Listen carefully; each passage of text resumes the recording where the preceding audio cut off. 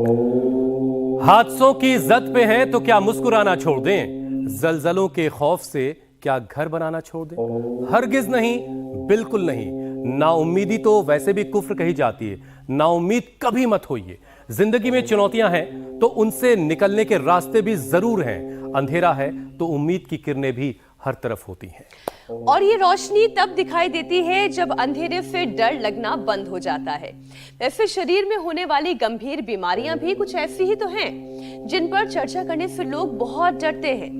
लेकिन सच तो ये है कि ऐसी जानलेवा बीमारी भी होती है तो लोग इलाज भी कराते हैं।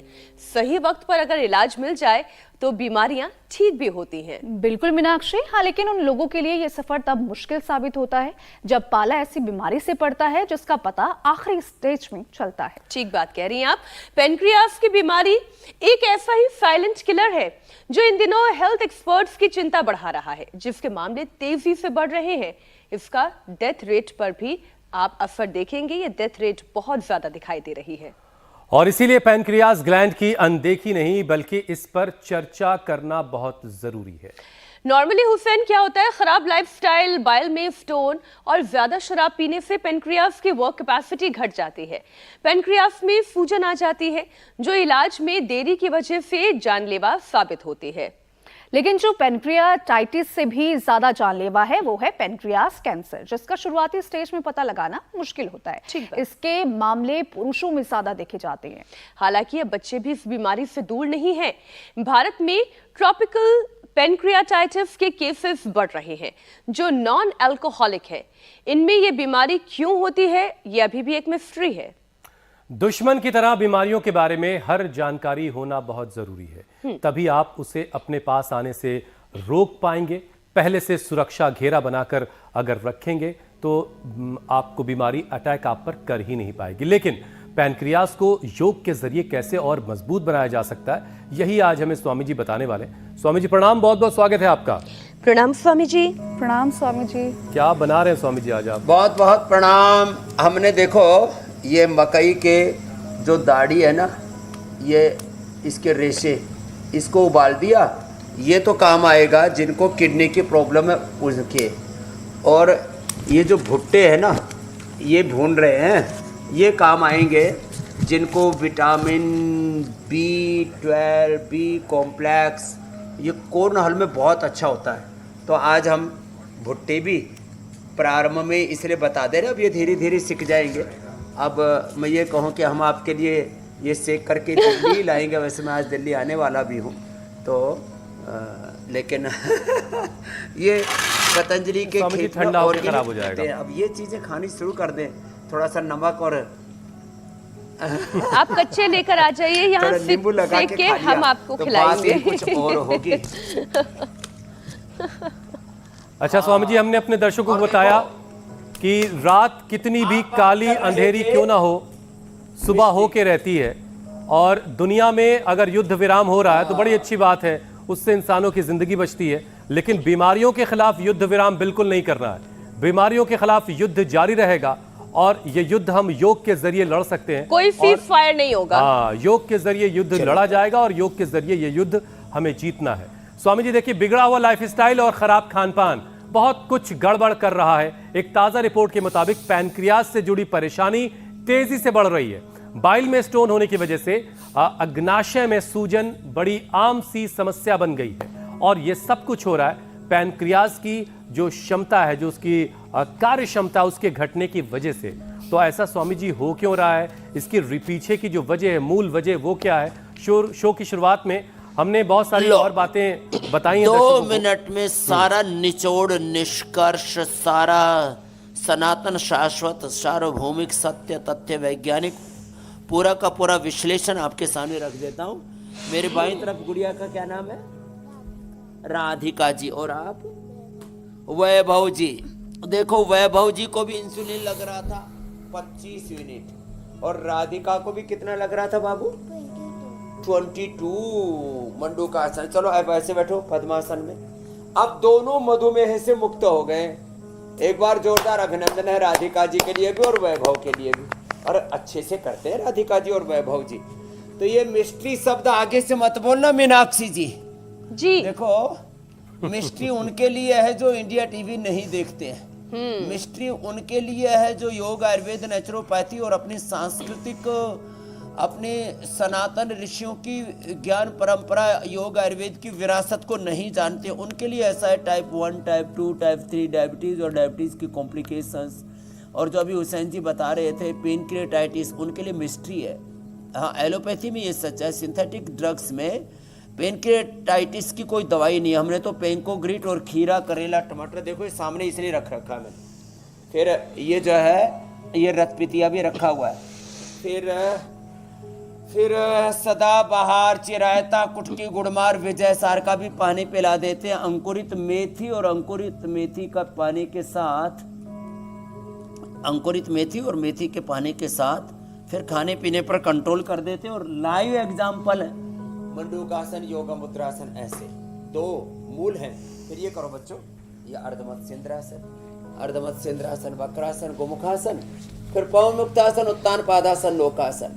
ये देखो ये सब करके, और अभी मैं बोल रहा था ना, ये खीरा, एक करेला, एक टमाटर, थोड़ा इसमें एलोवेरा भी मिला देते हैं। चिरायता, सदाबहार, कुटकी, गुड़मार, विजय सार और रतपितिया का साथ में प्रयोग करवा दिया। और ये देखो, ये जो अंकुरित मेथी है ना, ये तो परम औषधि है। किसके लिए?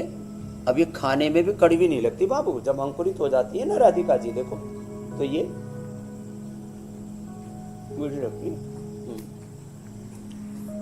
तो देखो अर्धमत्स्येंद्रासन बढ़िया कर रहे दोनों बच्चे, करो। मंडूकासन, योग मुद्रासन, अर्धमत्स्येंद्रासन, गोमुखासन, पवन मुक्तासन, खीरा, करेला, टमाटर के जूस के साथ ये मधुनाशिनी और मधुग्रिट, ये ले ली, लो इतना कर लिया।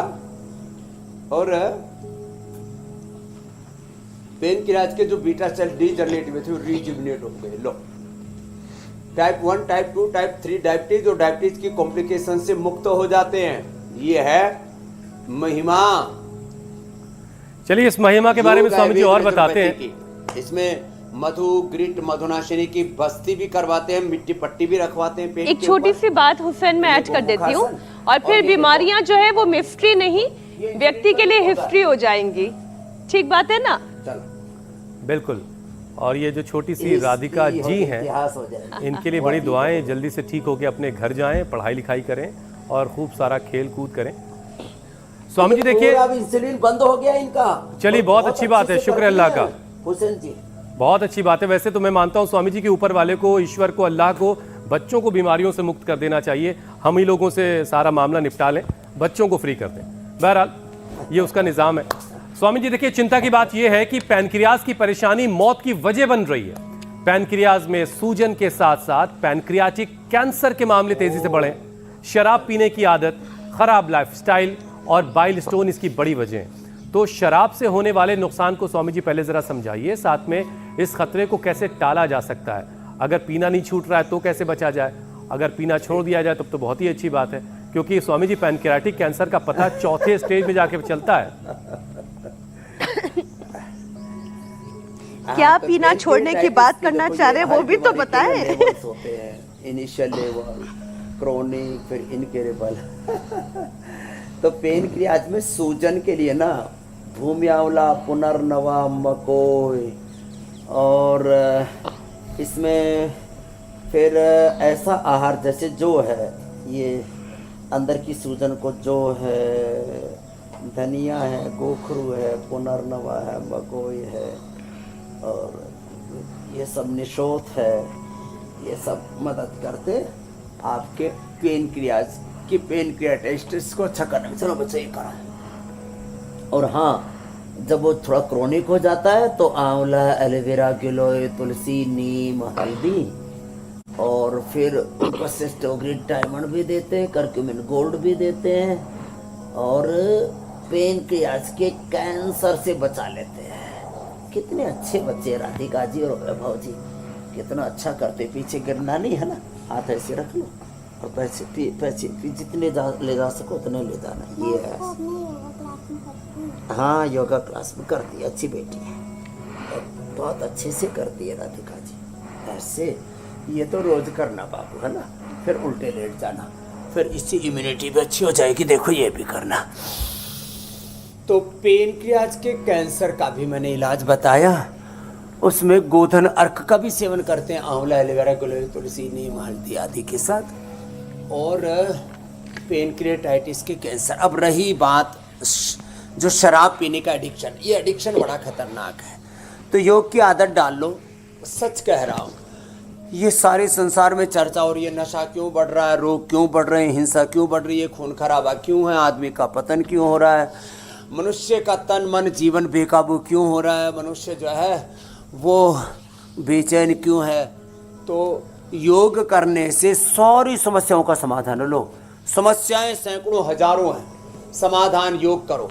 और योग मूलक जो जीवन के श्रेष्ठ मूल्य आदर्श हैं उनके अनुरूप आचरण करो।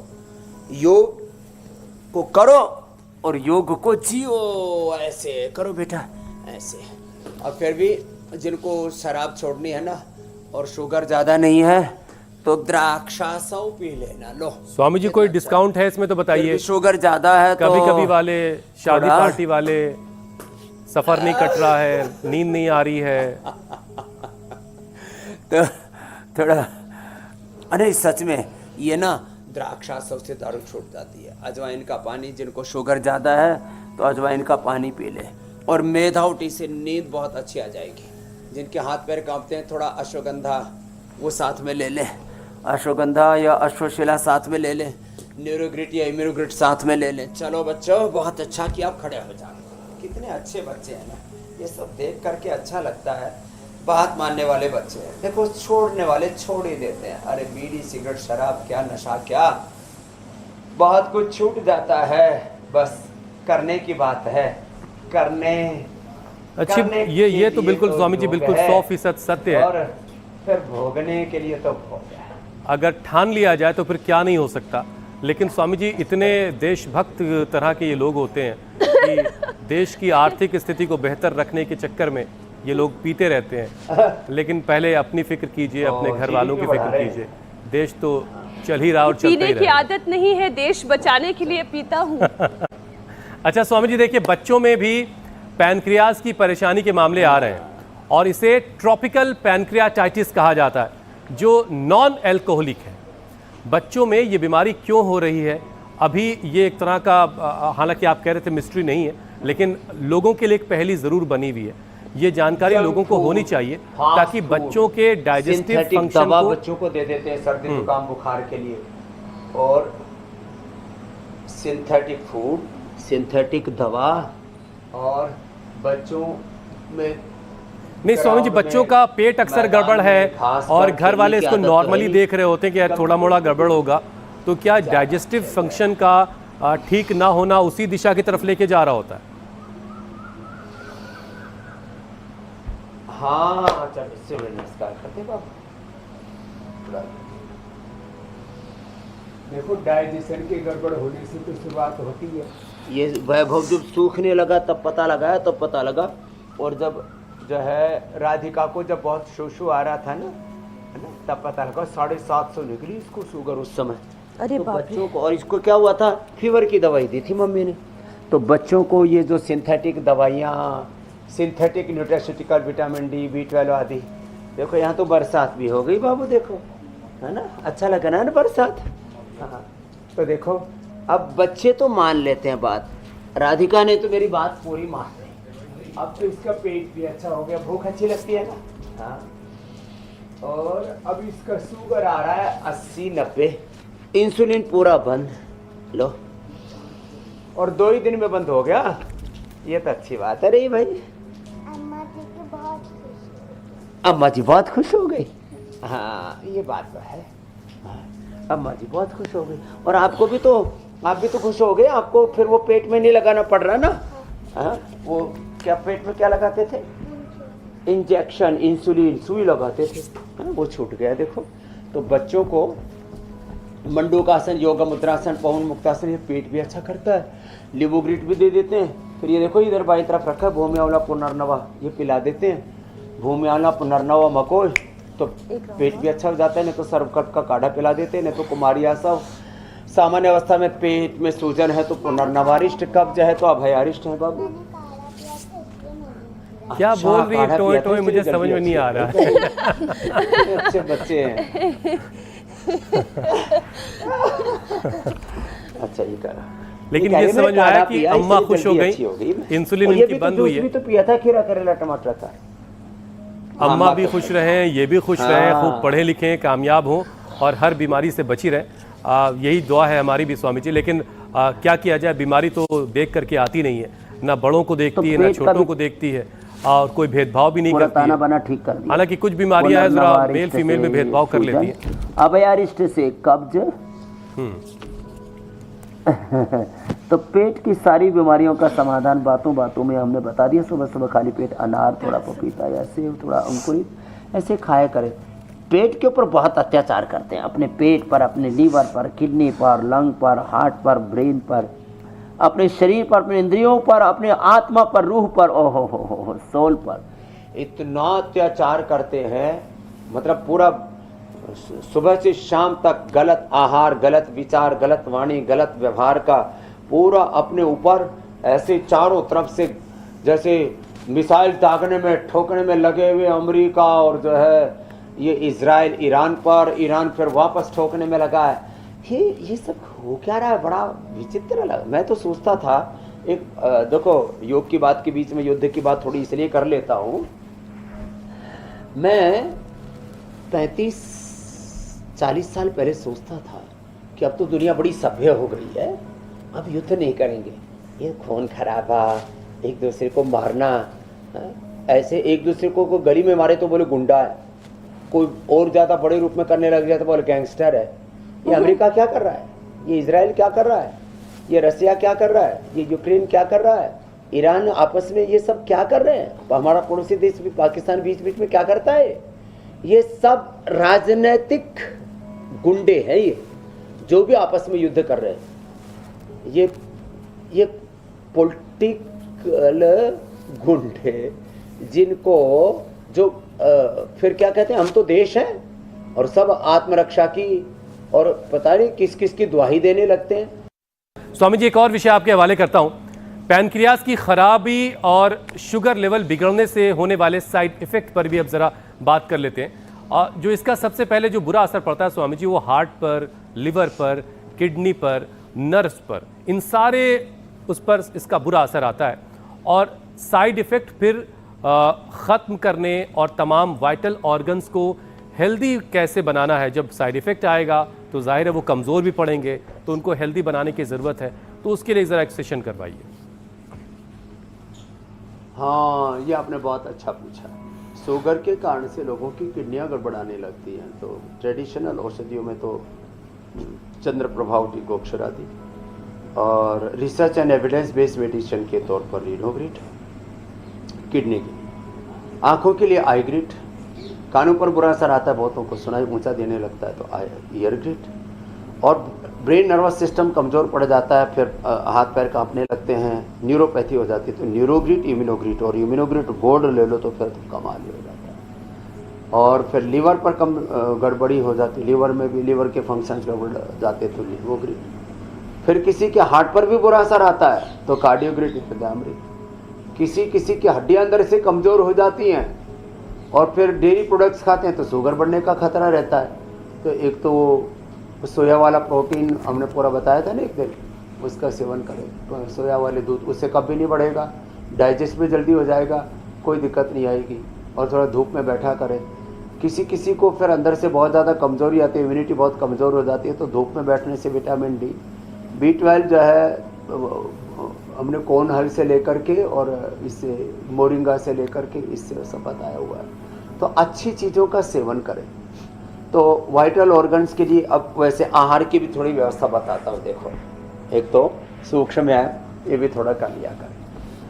तो देखो, किडनी के लिए सबसे बेस्ट होता है जौ, और हार्ट के लिए सबसे अच्छा होता है, किडनी के लिए भी, हार्ट के लिए भी, कोलेस्ट्रॉल के लिए भी, ओबेसिटी के लिए भी, जिनके शरीर में गांठें हैं, स्किन के लिए भी, लौकी की सब्जी, जौ के आटे की रोटी।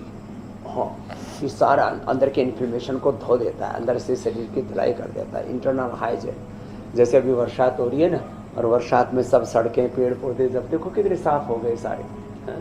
सारे आम से लेकर के सारे पेड़ पौधे नहाए धोए से ऐसे साफ साफ लग रहे हैं, ऐसे तो ऐसे अंदर से धुलाई कर देता है। ब्रेन के लिए सबसे अच्छा होता है, उसको ताकत देने के लिए बादाम, अखरोट, मगज, जितने भी ड्राई फ्रूट्स है ना, ये ब्रेन के लिए बड़े अच्छे होते हैं। गाय का घी भी 1 चम्मच खाली पेट लिया जाए, ये करना ऐसे ऐसे। तो हड्डियों के लिए मिलेट्स बहुत अच्छा होता है। स्किन के लिए एलोवेरा जूस पीना, एलोवेरा जेल लगाना, ऐसे छोटे छोटे उपाय कर लिया करें।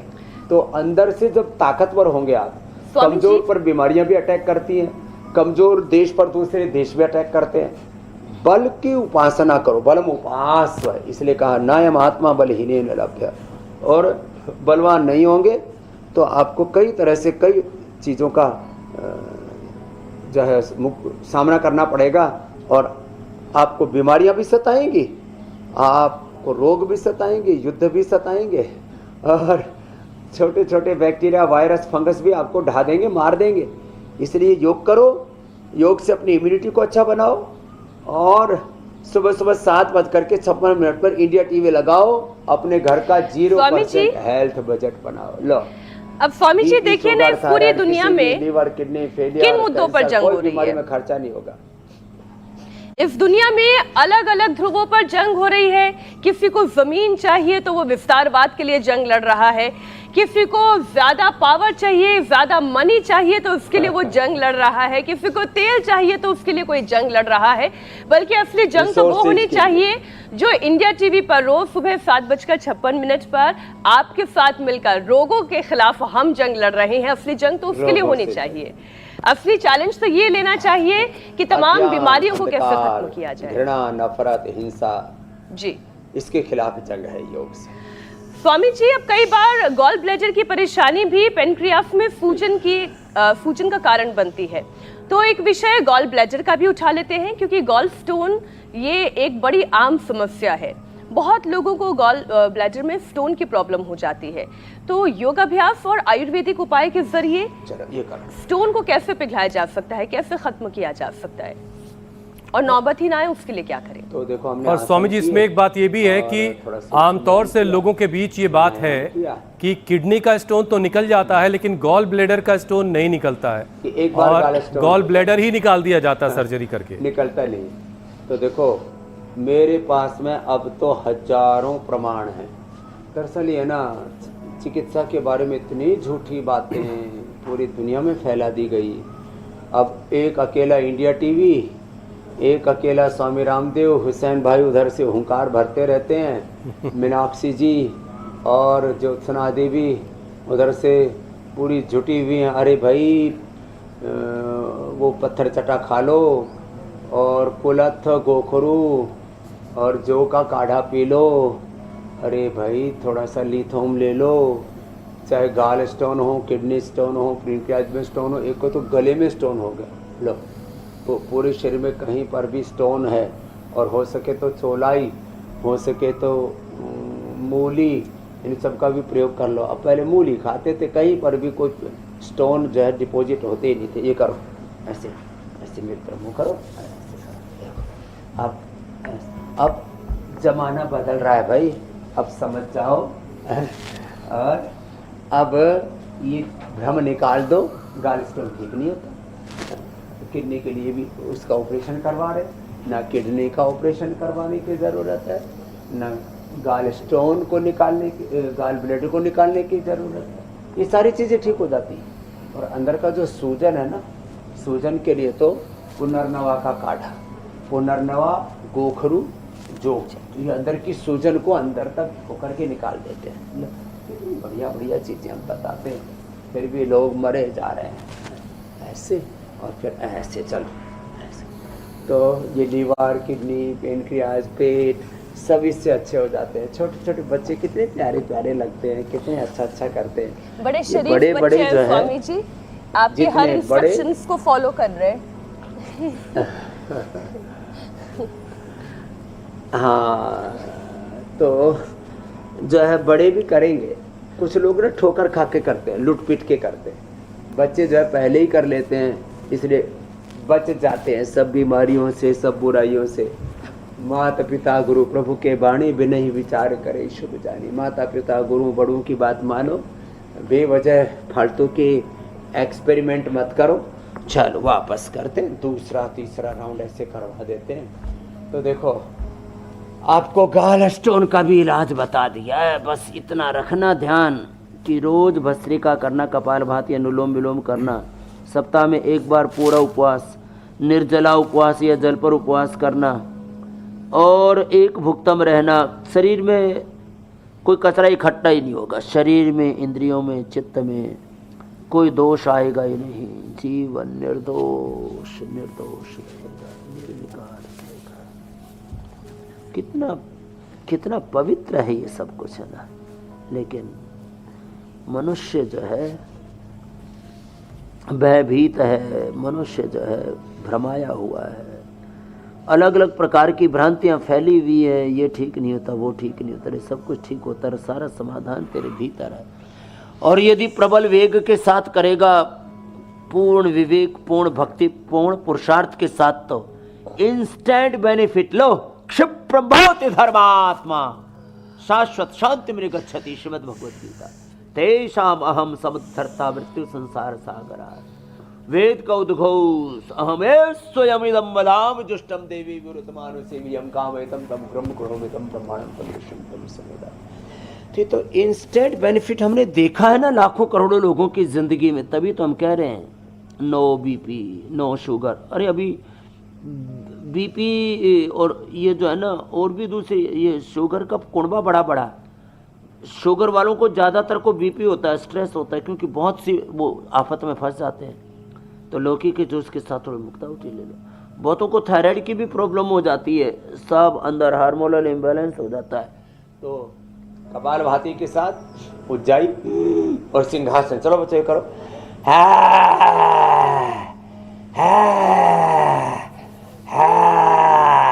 तो देखो ये और ये पॉइंट दबा लो तो थायराइड भी ठीक, और थायरोइड धनिया के पानी के साथ। तो थायराइड, बीपी, कोलेस्ट्रॉल बढ़ जाता है लोगों को। अरे बहन अर्जुन की चालू बाल के लिए स्वामी जी इससे जुड़ा एक सवाल जहन में था। जूस पी लो, पेटे का जूस पी लो। जरा ये सवाल भी ले लीजिए आप। देखिए क्या मतलब कोलेस्ट्रॉल भी पैनक्रियास पर कोई असर डालता है? डॉक्टर स्वामी जी मानते हैं कि डायबिटीज तो खैर है ही है, लेकिन अगर कोलेस्ट्रॉल बेकाबू हो गया है तो ये भी पैनक्रियाटाइटिस की वजह बन सकता है। हाँ, पैनक्रियाटाइटिस की भी, डायबिटीज की भी वजह बनता है। जब भी आपका जो रक्त है ना, क्योंकि रक्त तो आपके पूरे 1 लाख किलोमीटर लंबे सर्कुलेटरी सिस्टम में, सारे ऑर्गन्स में, सब जगह घूमता है, और रक्त शरीर के सारे पोषक तत्वों को लेकर के जाता है, सारे विटामिन न्यूट्रिएंट्स को लेकर के जाता है, ऑक्सीजन को लेकर जाता है।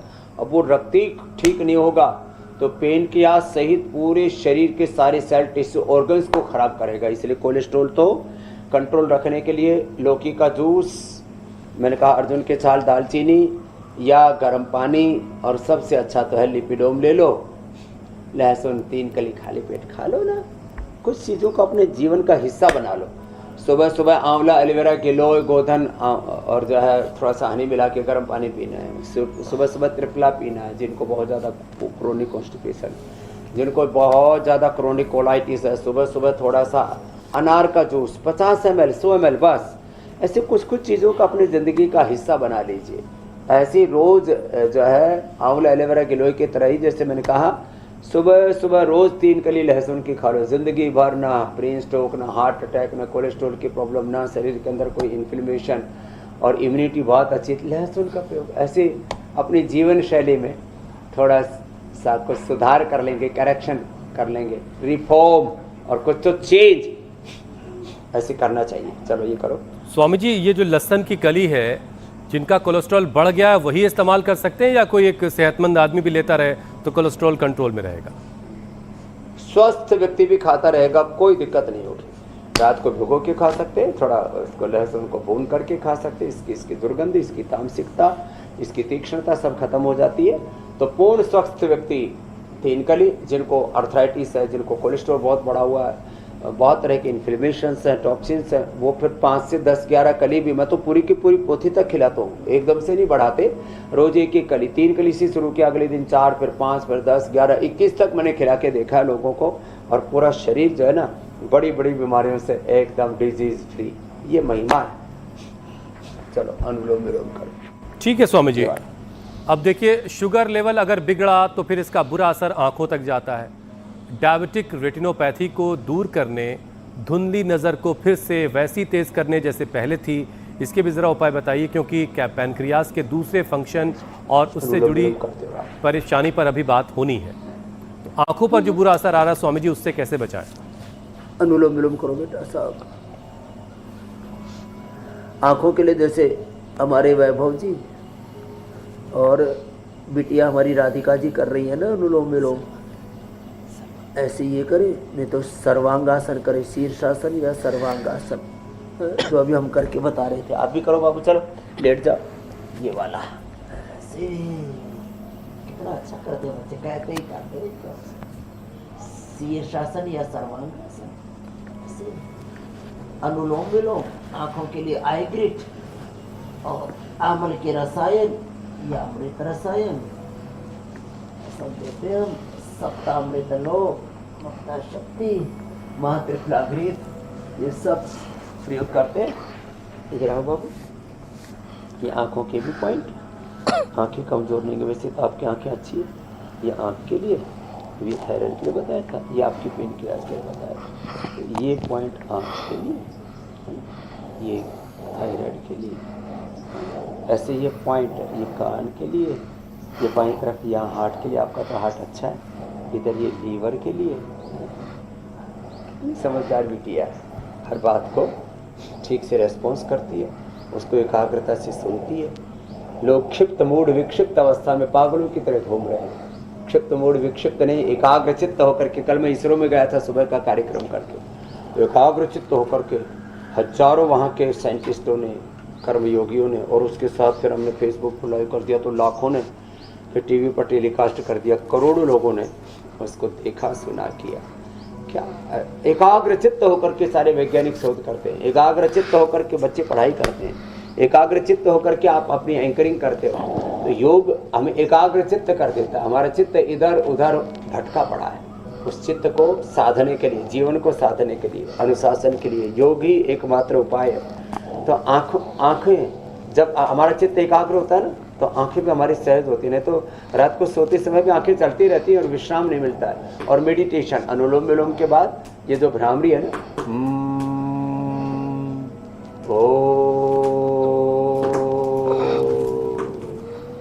इससे चित्त शांत हो जाता है, प्रशांत चित्त होकर के ऐसे। लेकिन स्वामी जी कई बार शांत चित्त जो है, कुछ बहुत अच्छा सा खाना देखकर एकदम से एक्साइटेड हो जाता है कि आज तो 2 की जगह 4 रोटी उड़ाएंगे।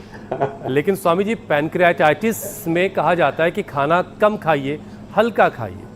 तो स्वामी जी बेहतर तो ये है कि फिर फास्टिंग कर ली जाए। तो क्या पैनक्रियास को हील करने में फास्टिंग ज़्यादा मददगार है?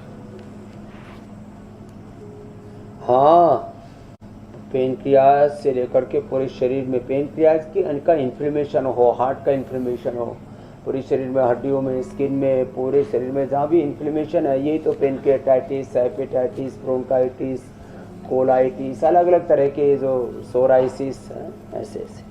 तो ये तो पेनक्रियास के लिए भी और आंतों के लिए भी। तो और उपवास किस पर करना चाहिए? उपवास जो है ना, एलोवेरा के जूस पर करें। एलोवेरा के जूस पियेंगे ना, तो इससे पेनक्रियास वालों का सूजन भी जल्दी कम हो जाएगा। और ये पॉइंट भी थोड़ा ऐसे भी दबा सकते हैं। तो जिनको भी पेनक्रियाटाइटिस और किसी भी प्रकार का इन्फ्लेमेशन है, उपवास करें।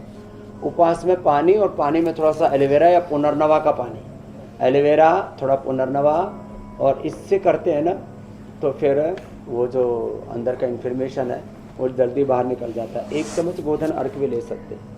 तो ऐसे मेडिकेटेड वाटर के ऊपर, और जिनको पेट के अंदर, पूरे पेट के अंदर जो इनको बहुत ज़्यादा इन्फेक्शन, इन्फ्लेमेशन रहता है, तो जीरा, धनिया, मेथी, सौंफा जो है इनका पानी है, तो सब घर घर में करोड़ों लोग प्रयोग करने लग गए। लोग मैंने देखा जब तक एक बार को 10, 20, 25, 50, 100 बार सुन नहीं लेते ना, तब तक उसके ऊपर ध्यान कम देते हैं, इग्नोर बहुत करते हैं लोग। चलो कपालभाति करो बाबू, हाथी कर। अच्छा स्वामी जी, कई बार दवाइयां भी पेनक्रियास की बीमारी की वजह बन जाती है, तो योग के साथ साथ अब देखिए आप तो हमेशा ये कहते हैं कि जितना हो सके उतना एलोपैथिक दवाइयों से दूर रहने की कोशिश करनी चाहिए, तो ये दवाइयां कैसे पेनक्रियास पर असर डालती हैं, इसे योग के साथ साथ थोड़ा सा समझाएं।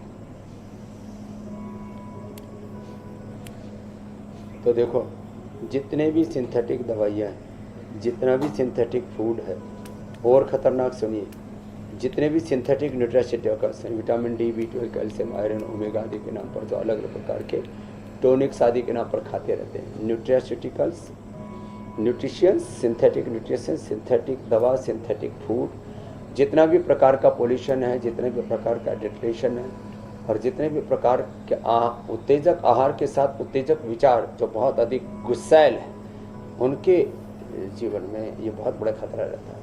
तो जितनी ये सब चीज़ें हैं, हमारा सबसे नाजुक है पेनक्रियास, उसके बाद नाजुक है हमारा लीवर, हमारी किडनी, फिर नाजुक है हमारा हार्ट, फिर ब्रेन नर्वस सिस्टम। इन सब जितने भी हमारे संवेदनशील हमारे ऑर्गन्स हैं, इनके ऊपर इनका असर होता है। इसलिए हर तरह की एलोपैथिक सिंथेटिक दवाओं का, सिंथेटिक न्यूट्रास्यूटिकल्स का हमने आयुर्वेदिक विकल्प दिया है। बीपी का मुक्तावती, शुगर का मधुनाश्री मधुग्रीट, थायराइड का थायरोइड धनिया के पानी के साथ, ऐसे ही vitamin D, B12, calcium, iron आदि के हमने Nutrela vitamin D, B12, calcium आदि सब चीज़ें दी हैं। तो भाई वापस प्रकृति को अपनाओ।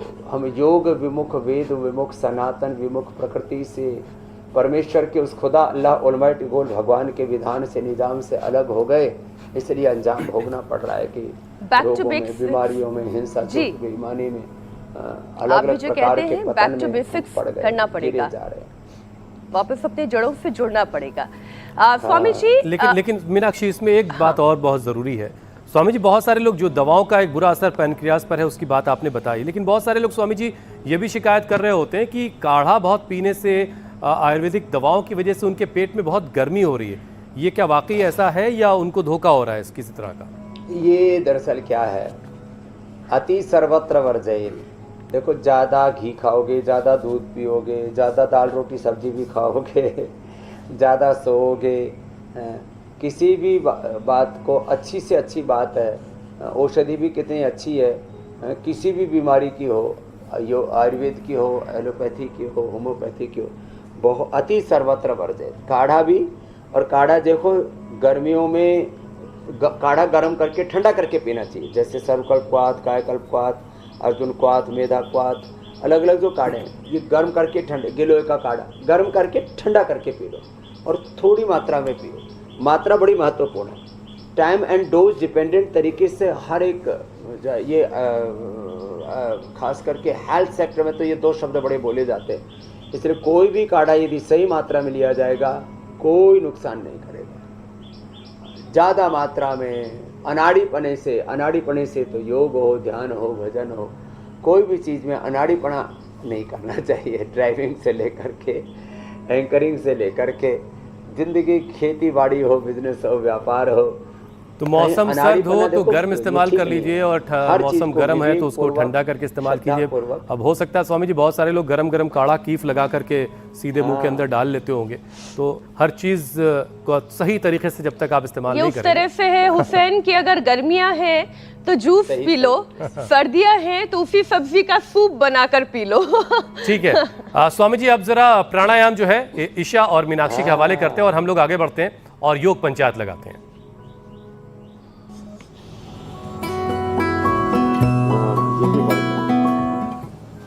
स्वामी जी, योग पंचायत के बहुत सारे वीडियोस आए हैं, शहर दर शहर, कोटद्वार उत्तराखंड की तस्वीरें आई हैं जहां बच्चे योग पंचायत कर रहे हैं। फतेहपुर उत्तर प्रदेश से ये तस्वीरें आई हैं। पुणे वाले तो स्वामी जी रोजाना ही वीडियो भेजते हैं और मुझे लग रहा है बहुत सारे लोगों ने अच्छे से परफॉर्म किया है। सबने जो है अंगूठे की, पैर के अंगूठे की उंगली पकड़ ली है। अब स्वामी जी बेस्ट वीडियो हम आपको दिखा रहे हैं। रिया रावत बनी है विजेता कोटद्वार उत्तराखंड की। स्वामी जी, आपके यहाँ से जो हवा बह के जाती है ना, वो रिया तक पहुंची है, इसलिए उन्होंने बहुत अच्छे से किया। रिया रावत के लिए बहुत बहुत अभिनंदन है, धन्यवाद है, बधाइयाँ हैं। और कल का हम चैलेंज दे देते हैं, ठीक है? तो आप और हम सब मिल करके एक आसन करते हैं, बड़ा अच्छा है आसन। हमने बहुत आसन की, आसन छूट भी गया था, ये करें, ठीक है? आप भी करो, ऐसे हाथ लो, कैमल पोज। अरे आपको तो सब पता है, सब पता है बच्ची को। ऐसे, इसे देखो, अंगुलियां बाहर, अंगूठा अंदर, और बड़ी शिद्दत से करती है।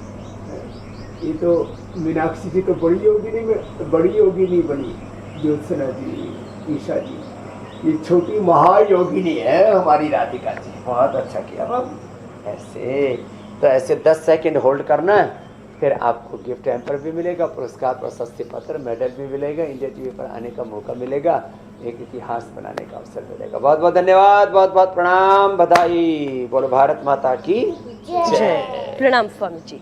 बहुत बहुत शुक्रिया स्वामी जी।